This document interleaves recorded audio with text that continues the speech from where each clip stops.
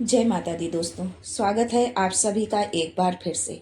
माँ भगवती आप और आपके परिवार पर अपनी कृपा दृष्टि सदा सर्वदा बनाए रखें।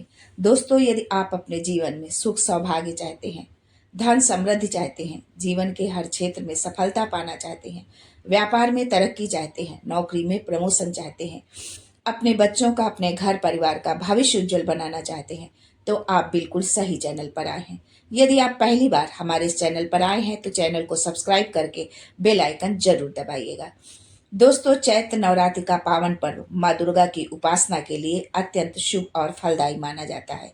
इस अवसर पर भक्तजन महाकाली, महालक्ष्मी और माँ सरस्वती की आराधना कर अपनी मनोकामनाओं की पूर्ति और विशेष सिद्धियों की प्राप्ति करते हैं।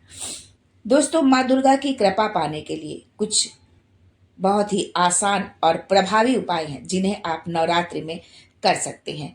तो उपाय जानने से पहले आपसे रिक्वेस्ट करती हूँ कि वीडियो को लाइक करिएगा, दोस्तों को शेयर कर दीजिएगा, और अगर आपने अभी तक चैनल को सब्सक्राइब नहीं किया है तो चैनल को सब्सक्राइब करके बेल आइकन जरूर दबाइएगा। दोस्तों, अपने घर के पूजा स्थान में भगवती दुर्गा, लक्ष्मी और सरस्वती के चित्र स्थापित करें और उन्हें फूलों से सजाकर उनका पूजन करें। यानी कि जब आप माता रानी की घट स्थापना करते हैं, जैसे प्रतिपदा के दिन, उस दिन जो है माँ के इन तीनों रूपों की पूजा आराधना करें और उनको अच्छे से फूलों से सजाएं।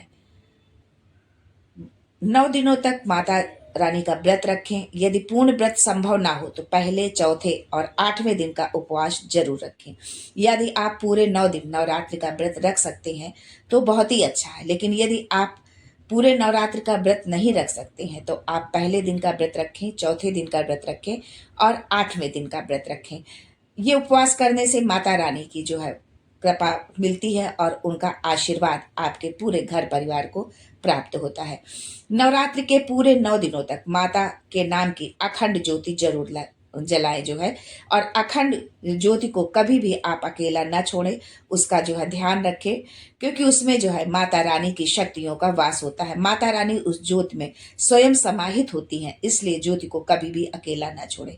क्योंकि जब हम अपने घर में किसी को बुलाते हैं, किसी का आवाहन करते हैं, तो उसे अकेला छोड़ करके हम कहीं और नहीं चले जाते। और माता रानी की जहाँ पर आपने ज्योति जलाई है, अखंड ज्योत जलाई है, उनकी स्थापना की है, उसी स्थान पर जो है आप रात्रि में भी शयन करें और जितना ज़्यादा हो सके माता रानी की पूजा आराधना में, उनके नाम जप में लगे रहे जो है।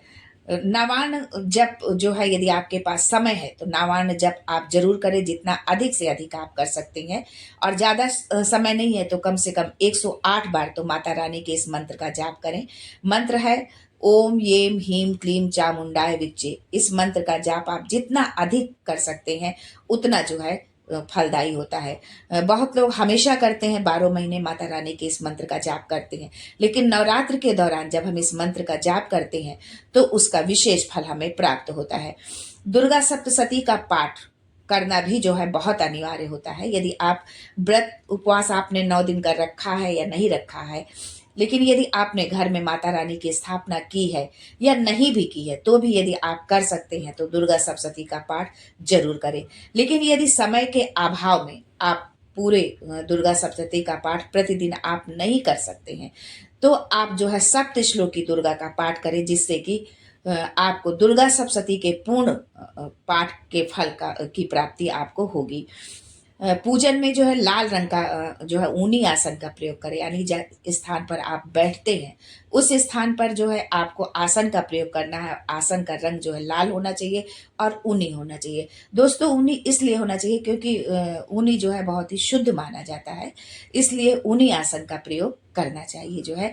और जब आप पूजा करें उस समय पर भी आप लाल वस्त्र पहनकर ही पूजा करें और अपने मस्तक पर जो है तिलक जरूर लगाएं जो है। माता रानी को जो है शहद मिला दूध अर्पित करें। प्रातः काल के समय माँ को जो है शहद मिला दूध अर्पित करें जो है, उनको उनका अभिषेक करें, उनका भोग लगाएं जो है। जो भी पुस्तक, धार्मिक पुस्तक, वाद्य यंत्र है, तो अंतिम दिन घर में रखी सभी धार्मिक पुस्तकों का, वाद्य यंत्रों का और कलम आदि की पूजा आप जरूर करें जो है। क्योंकि पूजा इसलिए करें क्योंकि हम जब माता रानी की स्थापना करते हैं तो शुरू में ही बताया कि हम माता रानी के तीनों रूपों की स्थापना करते हैं, महासरस्वती, महाकाली और महादुर्गा की। तो उस रूम में सरस्वती माता जो है विद्या की देवी है, वाद्य यंत्रों की, संगीत की है। तो इसलिए अंतिम दिन जो है आपके घर में यदि कोई वाद्य यंत्र है या घर में धार्मिक पुस्तक है तो उनका पूजन आप अवश्य करें। कन्या पूजन जो है बहुत जरूरी होता है, क्योंकि यदि हम कन्या पूजन नहीं करते हैं तो बिना कन्या पूजन को भोजन करवाए हमारा व्रत पूर्ण नहीं होता है। हमारी नवरात्रि की जो हम पूजा अर्चना करते हैं वो पूर्ण नहीं होती है। तो आप कन्या पूजन जो है अपनी सुविधा अनुसार अष्टमी या नवमी के दिन कन्या का पूजन करें और उनको भोजन करवाएं जो है, और यथाशक्ति उनको आप दान भी अवश्य करें। उसके अलावा जरूरतमंदों को फल, अनाज, कपड़ा आदि जो है दान करें, जो भी आपके सामर्थ्य में हो, जो भी आप कर सकते हो। तो इन चीज़ों का दान आप जरूर करें जो है। तुलसी दल और दूर्वा का उपयोग ना करें, इस बात का आप विशेष ध्यान रखें। माँ दुर्गा को तुलसी दल और दूर्वा चढ़ाना निषिद्ध है, इसलिए इनका उपयोग ना करें। माता दुर्गा को तुलसी दल और दूर्वा नहीं चढ़ाई जाती है। अक्सर लोग जो है अनजानवश, भूलवश जो है, न जानने के कारण जो है, ज्ञानतावश जो है भोग में जो है तुलसी दल जो है रख देते हैं। लेकिन जब हम माता रानी का भोग लगाते हैं तो उसमें तुलसी दल का प्रयोग नहीं करना है। हाँ, हम गणेश जी की पूजा आराधना करते हैं, सर्वप्रथम पूजनीय गणपति भगवान होते हैं, तो उनकी पूजा में हम दूर्वा का उपयोग कर सकते हैं। लेकिन माता रानी को हमें दूर्वा का उपयोग जो है, दूर्वा उन पर नहीं चढ़ानी है। इस बात को आपको ध्यान रखना है।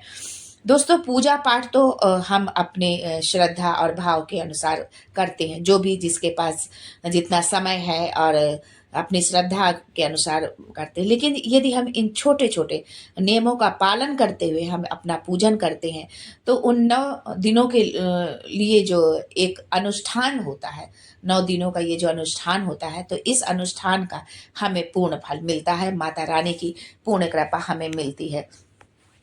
कन्या भोजन में भी आपको विशेष करके ये ध्यान रखना है कि जब आप कन्याओं को भोग लगाएं तो भोग लगाते समय कन्याओं को जो भोजन आप कराते हैं तो उसमें कोई भी ऐसी वस्तु उनको ना खिलाएं जो है, जो तामसिक चीज़ों से बनी हो, जैसे कि लहसुन प्याज उसमें ना हो, या बाजार से पैकेट बंद कोई ऐसी चीज़ उनको ना दे जो है गिफ्ट स्वरूप, और ना उनको ऐसी चीज़ खाने में उनको दें कि जिसमें कि जो है बाजार की हो और उसमें जो है लहसुन प्याज हो। घर में आप बना करके उनको खीर, पूड़ी, हलवा, चना जो भी है घर में बना करके आप उनको बहुत शुद्धता के साथ, प्रेम के साथ उनको भोजन कराएं, तो माता रानी उस भोग को ग्रहण करती हैं उन कन्याओं के माध्यम से।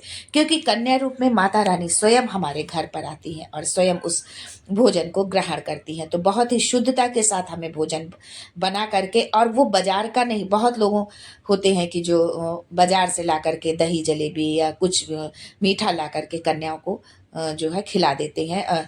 तो ऐसा आपको बिल्कुल नहीं करना है। माता रानी को खीर, पूड़ी, हलवा, चना इसका जो है भोग लगाएं और ये खिलाएं। इससे माता रानी प्रसन्न होती, क्योंकि माता रानी आपके हाथों का बना भोजन करना चाहती हैं। आपका जब आप अपने हाथों से भोजन बनाते हैं तो उसमें आपका प्रेम होता है, आपकी श्रद्धा होती है, आपकी आस्था होती है।